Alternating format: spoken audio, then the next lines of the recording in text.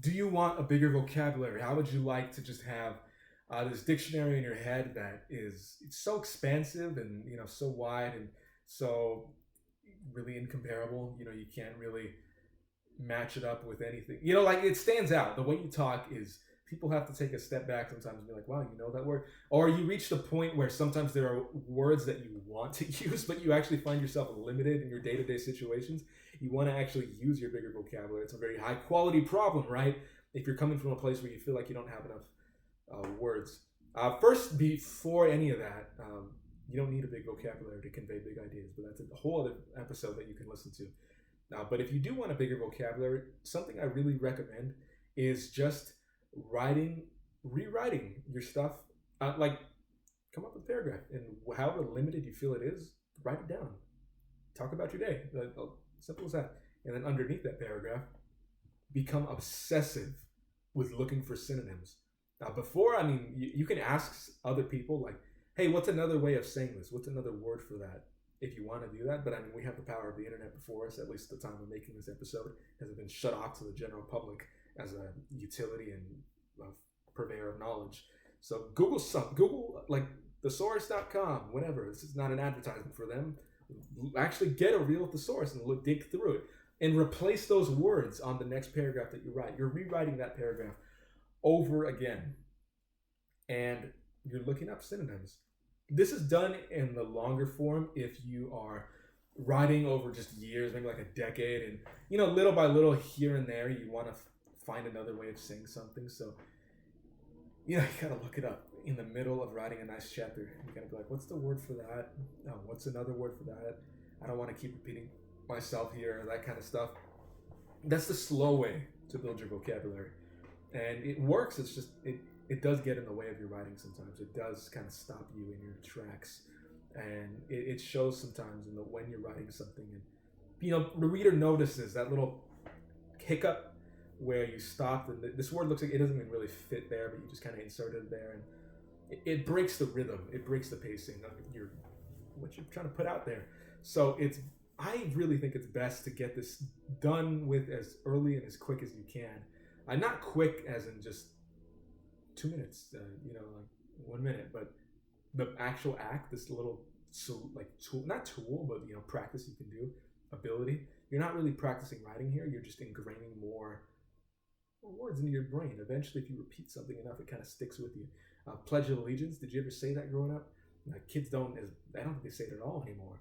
And that's okay, but whatever. You have your own opinions about that, but people remember that years down the line. What's something that was told to you that you have never forgotten because you had to repeat it a lot, or you heard everyone say it? The way you live, the way you think, the way you act is really based on stuff that was repeated over and over and over and over again. So same thing with these words that you've never used before.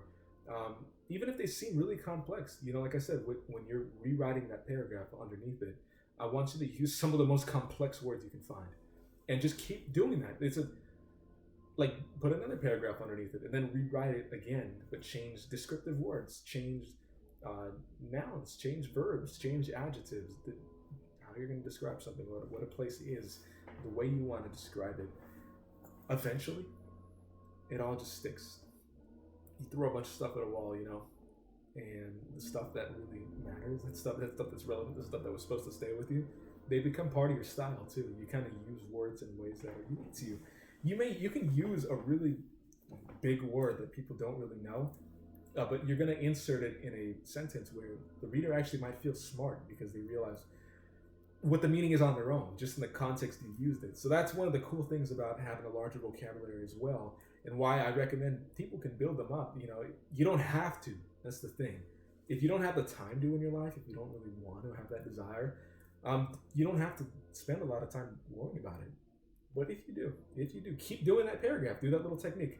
Like I said, you have your main paragraph, the one that you wrote, just came to you. Then underneath that, have the next paragraph that you changed up the words. You looked up in the source and you changed a bunch of, and do that again and again and again and again. Keep doing that. You don't have to do it all in one day, in one sitting.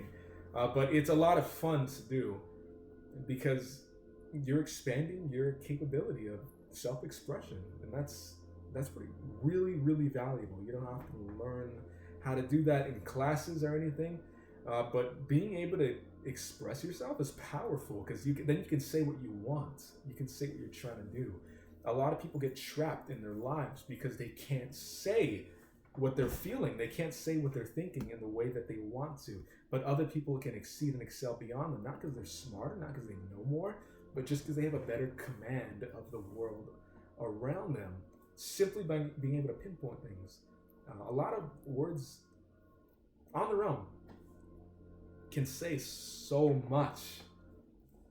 Like a 6-letter word or a 4-letter word can say a lot. And this is where I'm saying to him, you don't have to know all the words. You don't have to be a living, breathing dictionary. But I do want you to have some, unique words that aren't used all the time. And when you use them, it just becomes that much more powerful. The reader knows you so that they remember that. Like, wow, they use that in the writing. How did they even fit that in there? Why do they know that word? They might look it up themselves. So a reader cares enough, they'll look up a word. That's why you don't want to litter your writing with that kind of stuff, though, because it might get a little exhausting to the point where the reader is like, why am I reading this? I'm wasting my time. I feel like I'm struggling to understand this. And I don't know if the rewards are worth it. Assume your reader doesn't know that. It might be worth it. You're writing for readers, not just yourself, right? So including a word here and there, if they understand it within the context of your sentence, cool. If they look it up, cool. But it does add to your style. And that's really a technique to building your vocabulary. If you want a bigger vocabulary, I used to read a dictionary. I really did. I know maybe other people have. I didn't read it intentionally, but I used to just sit so bored in classes, and I could not focus because I didn't care with what was being said. I knew it wasn't real. I knew it wasn't coming from a place that really wanted to develop me. It was just some standardized nonsense without any soul or merit to it. And it was just repetition of stuff that doesn't really matter. So I just sit there and read a dictionary, not because I liked it. It was the only book I had with me, the only one I could pull off the school shelves. And I just said, I'm looking up something that was really important. I'm just reading a dictionary. Those words, a lot of them kind of stuck with you. You can do that too. Carry a dictionary around with you if you want. Who cares who calls you crazy or thinks like, why the hell do you have that? Like, what are you reading? Oh, I'm reading the Oxford Dictionary. I'm reading the Merriam-Webster Dictionary. Yeah, it's a little strange. It's a little unorthodox, but as a writer, that's already a little unorthodox. Most people aren't going out of their way to write stories. They're just not. Most people are just kind of passing by. A lot of people want to convey some kind of it's not really just self-worth, but not everyone just wants to be a background, like just passing through life. That's a real thing people experience. They don't just want to be passing through. They want to leave something behind. They want to make a statement. And if you don't want to make a statement, more power to you. You probably live a much easier life. But some people really have that desire in them. And having a bigger vocabulary, it doesn't hurt. I'll put it that way. It's not necessary at all. In fact, sometimes if you do something with a smaller vocabulary, you're able to really convey a really big, deep topic or something that is really difficult to talk about, and you do it in common speak, I'm going to say, people are going to notice that. That's going to be an accomplishment in and of itself.